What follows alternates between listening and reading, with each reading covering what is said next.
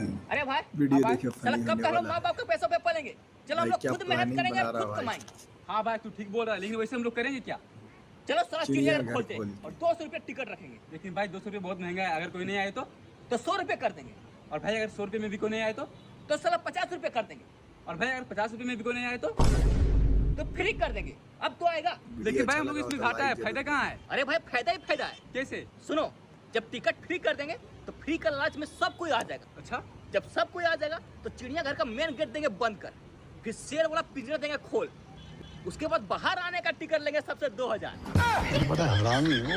पैसा ही पैसा चलो होगा। लाइक जरूर करें।